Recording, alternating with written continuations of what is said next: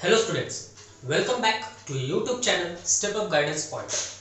आज के इस वीडियो में हम इनवर्स ऑफ मैट्रिक्स पढ़ेंगे by using adjoint method. Adjoint method का यूज कर इनवर्स ऑफ मैट्रिक्स किस तरीके से निकाला जाएगा। जब हम एडजॉइंट मेथड की बात करेंगे तो सबसे पहले हमें सीखना होगा माइनर निकालना, कि किसी भी मैट्रिसेस का माइनर किस तरीके से निकाला जाता है। सेकेंड, कोफैक्टर्स क्या होते हैं, कोफैक्टर्स किस तरीके से निकाले जाएंगे, and what is adjoint of matrix, adjoint of matrix क्या होगा, and then fourth one and the most important that is inverse of matrix.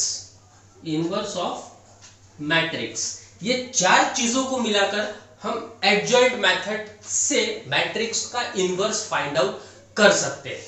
सो चलो सबसे पहले देखते हैं कि माइनर किस तरीके से निकाला जाएगा। So now suppose I have a matrices A11, A12, A13, A21, A22, A23 and then A31, A32, A33। तो देखिए मैट्रिसेस के इनवर्स फाइंड आउट करने के लिए सबसे पहले हमें इसका डिटर्मिनेंट निकालना होता है। अगर determinant is not equal to zero, यानी वो नॉन सिंगुलर होगा, तब हम कह पाएंगे कि देयर एग्जिस्ट ए इनवर्स, वहां पर ए इनवर्स एग्जिस्ट करेगा।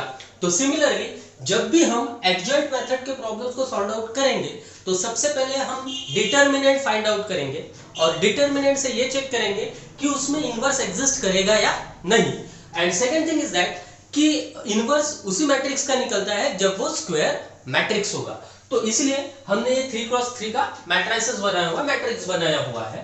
तो अब हम निकालेंगे माइनर और कोफैक्टर। तो देखिए minor of A11, minor of A11, मैं किसका माइनर निकाल रहा हूं, इस A11 एलिमेंट का माइनर निकाल रहा हूं, इस A11 एलिमेंट का। सिंपल सा कंसेप्ट है, जिस तरीके से 3x3 का डिटर्मिनेंट फाइंड आउट करते थे उसी तरीके से हमें इसको निकालना है। सिर्फ आपको इस वक्त ध्यान देना होगा कि A11 जिस रो में है और जिस कॉलम में है, जिस रो में है और जिस कॉलम में है वो एलिमेंट्स नहीं लेंगे। क्या कहा, A11 जिस रो में है, जिस रो में है, ये रो में है A11, और जिस कॉलम में है उसके एलिमेंट्स नहीं लेंगे। सो अब बचा क्या मेरे पास, ये 4 एलिमेंट्स है ना, अब बचे ये 4 एलिमेंट्स। तो अब हम इसका डिटर्मिनेंट निकाल लेंगे, that is A22, A23, A32 and A33। Clear it. अब देखिए A12 का मैं निकालता हूं माइनर, किसका निकालना है मुझे, A12 का माइनर निकालना है। सो इट इज A12।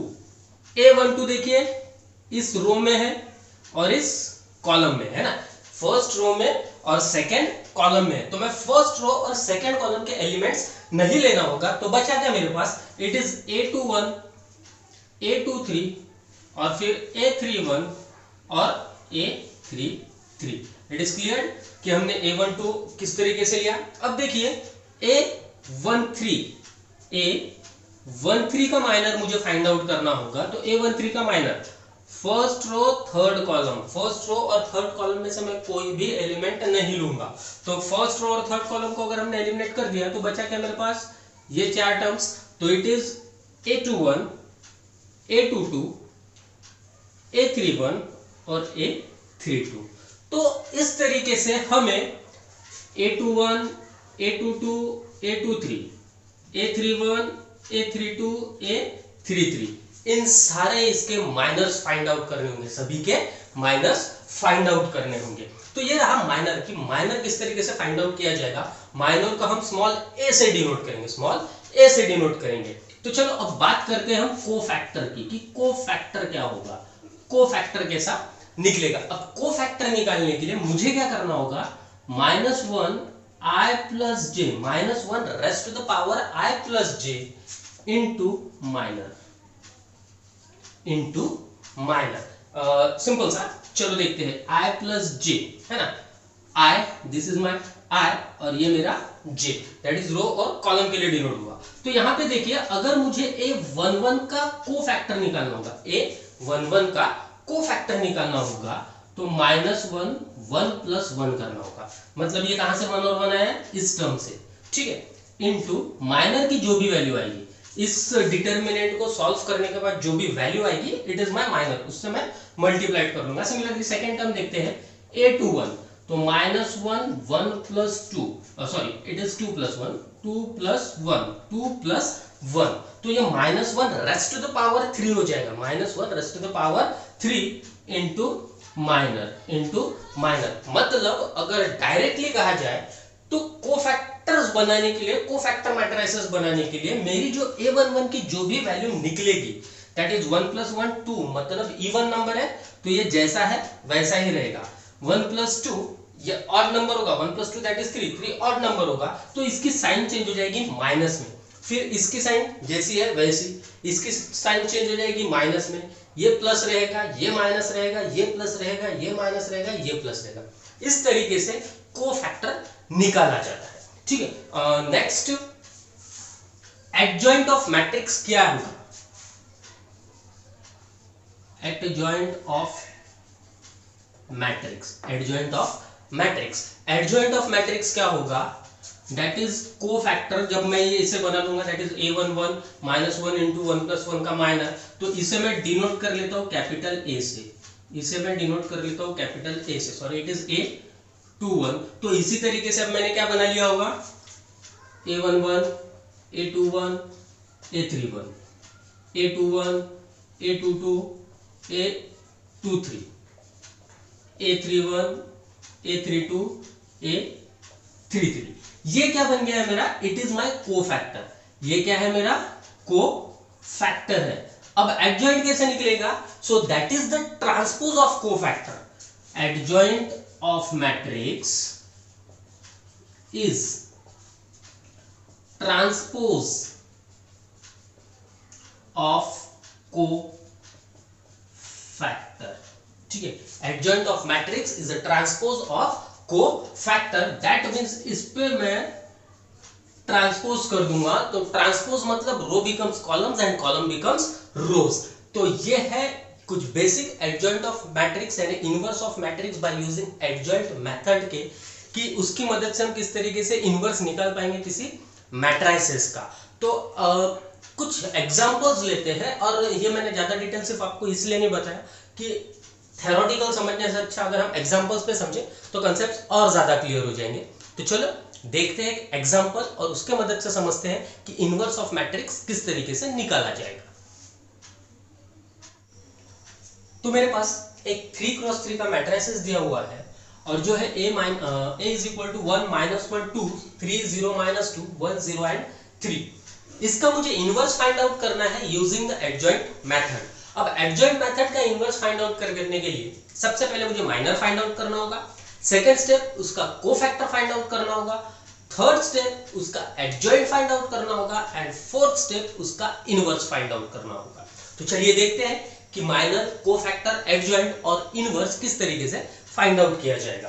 तो सबसे पहले given it is that minor, यहां हम माइनर को m से डिनोट करेंगे, माइनर को हम m से डिनोट करेंगे, सो इट इज m11, मतलब मैं फर्स्ट एलिमेंट a11 के बारे में का माइनर निकाल रहा हूं। किसका माइनर निकाल रहा हूं मैं? यहाँ m11 लिख लिया है, इसका मतलब मैं माइनर किसका निकाल रहा हूं? a11 का। तो यहाँ पे क्या होगा? फर्स्ट रो फर्स्ट कॉलम छोड़ के जो भी एलिमेंट होंगे, फर्स्ट रो, ये वाली फर्स्ट रो और फर्स्ट कॉलम छोड़ के जो भी एलिमेंट होंगे हम यहाँ डिटरमिनेंट में लिख लेंगे, it is 0 -2 0 and 3, so it is equal to 0। ये हो गया मेरा m11। अब सिमिलरली मैं फाइंड आउट करूंगा m12। m12 क्या कहता है? m12, ये मैं a12 की बात कर रहा हूं, तो यहां पर first column sorry first row और सेकंड कॉलम छोड़कर तो क्या बचा हुआ है? 3 3 1 -2 3 -2 1 और 3, तो इसे सिंप्लीफाई करेंगे, 3 3 is 9 + 2 दैट इज 11। अब मैं निकालूंगा m13 को, m13 यानी a13 की बात कर रहे हैं, a13 का माइनर निकाल रहे हैं। तो यहाँ पे ये रो और लास्ट कॉलम, फर्स्ट रो और थर्ड कॉलम छोड़ के, तो क्या बचा हुआ है? 3 0 1 0 3 0 1 0, so it is equal to 0। 3 0 is 0 1 0 is 0। अब मैं बात करूंगा m21 की, किसकी? m21 मतलब ये second row first column, second row first column, क्या बचा हुआ है मेरे पास? 1 2 1 और 3, that is 3 1 is 3 -2, so that is equal to 1। ठीक है, अब हम निकालेंगे M22 को, M22 क्या हुआ, ये है ना, second row second column, second row second column बचता हुआ है। एक मिनट, 1 2 हमने क्या लिया था, M21, सॉरी यहाँ मिस्टेक हुई है, इट इज M21 निकाला था ना हमने, M21, तो सेकेंड और ये छोड़ के, तो सॉरी यहाँ होगा -1 2 0 और 3, थोड़ा सा केयरफुली ध्यान दीजिएगा। It is 3 into -1 -3 and -0, so it is -3। देखिए M21 की बात की थी हमने, इस एलिमेंट की बात की थी, तो ये जो रो है ये, और ये जो कॉलम है ये, तो बचा क्या था, -1 2 0 और 3, -1 2 0 और 3। अब बात करेंगे हम M22 की, तो M22 यानी ये वाला एलिमेंट है ना, तो M22 के लिए बचेगा 1 2 1 3, 1 2 1 3, so it is 3 1s are 3 -2, so that is equal to 1।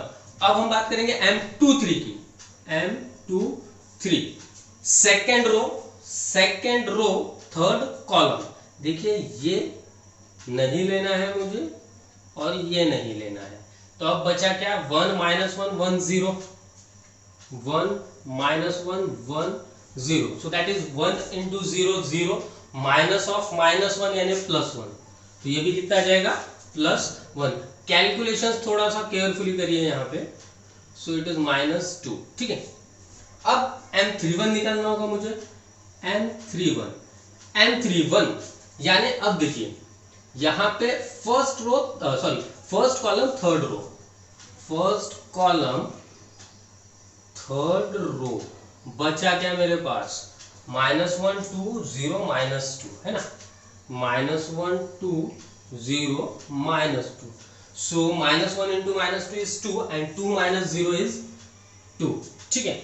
अभी हम M32 निकालेंगे, M32, तो M32 के लिए ये,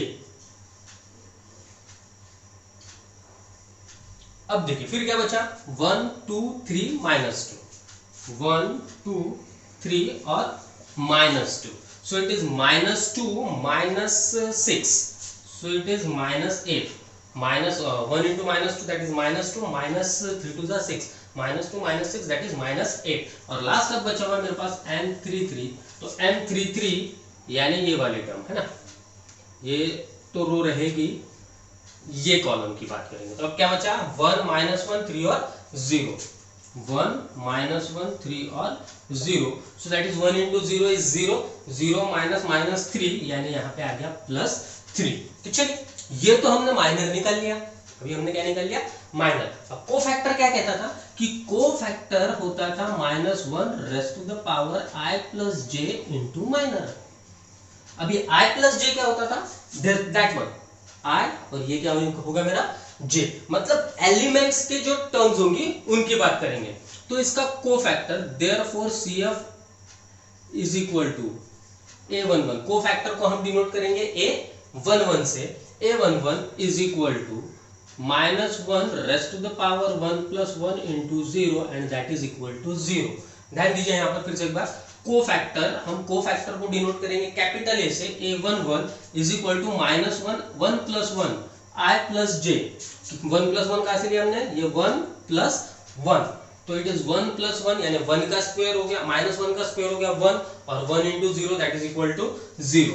अब मुझे निकालना है A12, A12 is equal to -1 raise to the power 1 plus 2, don't write here 2 plus 1, अगर आपने 2 plus 1 लिख दिया तो वो M21 की वैल्यू हो जाएगी, M21 का कोफैक्टर हो जाएगा वो, तो यहाँ पर 1 2 है इसलिए हम यहाँ पे 1 plus 2 ही लिखेंगे, तो यहाँ पर -1 raise to the power 1 plus 2 into 11, तो -1 का क्यूब होगा -1 और इट इज 11, तो -1 into 11 is -11, ठीक है। अब सिमिलरली हम सारे माइनर्स के कोफैक्टर्स निकालेंगे, so now it is A13 -1 raise to the power 1 plus 3 into 0 and that is equal to 0, therefore A21 is equal to -1 raise to the power 2 plus 1 into -3, अब -1 raise to the power 3 -1 into -3 that is equal to 3, ये कितना हो गया 3. अब therefore a22 is equal to -1 raised to the power 2 plus 2 into 1, that is equal to 1. Therefore a23 is equal to -1 raised to the power 2 plus 3 into 1, that is equal to -1. यहाँ पर आ जाएगा therefore a31 is equal to -1 raised to the power 3 plus 1 into 2, that is equal to 2. So therefore a32 is equal to -1 3 plus 2 into -8, that is equal to 8, and therefore a33 is equal to -1. It is 3 plus 3 is into 3, so it is it is plus 3. ठीक है, तो ये जो हमने निकाला है cofactors, देखिए 0 -11 0 3 1 -1 2 8 3. तो सबसे पहली स्टेप तो यही होगी कि आपको माइनर और माइनर के ऊपर से कोफैक्टर्स निकालना आना चाहिए. अब कोफैक्टर मैट्रिक्स क्या बनेगा, कोफैक्टर मैट्रिक्स क्या बनेगी ये देख लेते हैं. तो देखिए यहाँ पर, चलो मैं यहाँ बना लेता हूँ कोफैक्टर मैट्रिक्स. अब कोफैक्टर मैट्रिक्स क्या होगी मेरी, so therefore cofactor matrices equals to, क्या बन रही है मेरी, a11 0 a12 -11 a13 0, a21 की वैल्यू 3, a22 की वैल्यू 1, a23 की वैल्यू -1, a31 की वैल्यू 2, a32 की वैल्यू 8, a33 की वैल्यू यहाँ पे 3. It is my cofactor matrix. Cofactor matrix देखिए फिर से एक बार रिकॉल करा दो. M11 यानी माइनर, M को M से हमने डिनोट किया है माइनर को, और कैपिटल A से डिनोट किया है उसके कोफैक्टर्स को. माइनर्स निकालना है, माइनर के बाद कोफैक्टर निकालना है, उसके बाद हमें कोफैक्टर मैट्रिसेस तैयार करना है. ये जो वैल्यूज होगी ना a11 a12 a13 a21 a22 a23 a31 a32 a33. अब इसके बाद निकालेंगे हम एडजॉइंट को. तो एडजॉइंट कैसे निकलेगा,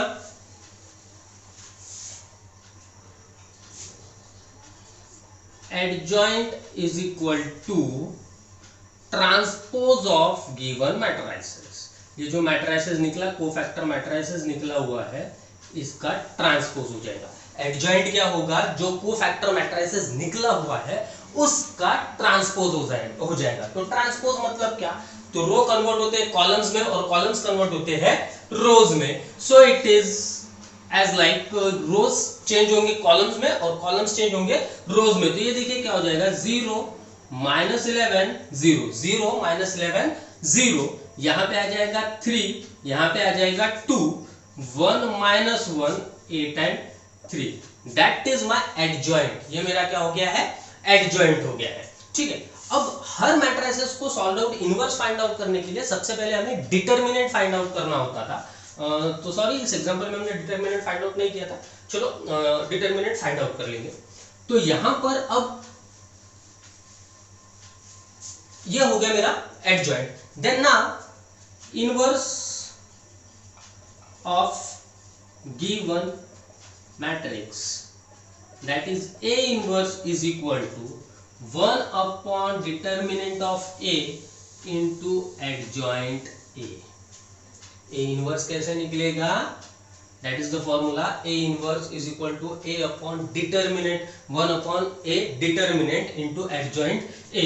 So therefore A inverse is equal to 1 upon A determinant into adjoint A क्या निकला है मेरा, 0 3 2 -11 1 8 0 -1 और 3. आप जो भी डिटरमिनेंट, जब A इनवर्स एग्जिस्ट है या नहीं है, जिस वक्त निकालोगे उस वक्त आपके पास यहाँ पे डिटरमिनेंट की वैल्यूज मिल जाएगी. तो ये है adjoint method. It is simple. आपको कुछ स्टेप्स याद रखनी होंगी. फर्स्ट स्टेप कि आपको माइनर फाइंड आउट करना है. सेकेंड स्टेप आपको माइनर से कोफैक्टर फाइंड आउट करना है, कोफैक्टर मैट्रिसेस बनाना है. कोफैक्टर के मैट्रिसेस बनाने के बाद उसका ट्रांसपोज लेकर, कोफैक्टर के मैट्रिसेस का ट्रांसपोज कर एडजॉइंट निकालना है. And after fourth step, last step, A inverse, that is A inverse is equal to 1 upon A determinant into adjoint A. So that is the inverse of the given matrices. सबसे पहले हमें दिखाना होगा कि inverse exist करता है या नहीं है। अब हम कहां से बता देते हैं कि दैट इज ए डिटर्मिनेंट। जब हम वैल्यूज फाइंड आउट कर देते हैं, ए डिटर्मिनेंट फाइंड आउट कर लिया, हमें पता चल गया कि it is a non singular matrix, that means it is not equal to 0, that means there exist a inverse. A inverse वहां पर एग्जिस्ट करेगा। तो इस एग्जांपल की मदद से आई होप आपको ये एडजॉइंट मेथड समझ में आ गई होगी। इजी है, मैं इसे एक एग्जांपल में ही खत्म कर दूंगा, हम ज्यादा एग्जांपल्स इसके नहीं लेंगे। इट इज इजी कंसेप्ट, सिर्फ आपको माइनर निकालते वक्त एलिमेंट्स बराबर लेना है। एलिमेंट्स को A11 की अगर मैंने बात कर लिया या फिर मुझे M11 फाइंड आउट करना है तो कौन सा रो और कौन सा कॉलम छोड़ना है, ये थोड़ा सा केयरफुली ध्यान रखिए। सो it is very easy. So I hope इस एग्जांपल की मदद से और बेसिक की मदद से आपको एडजॉइंट ऑफ मेथड समझ गया होगा। तो थैंक यू, मिलते हैं नेक्स्ट वीडियो।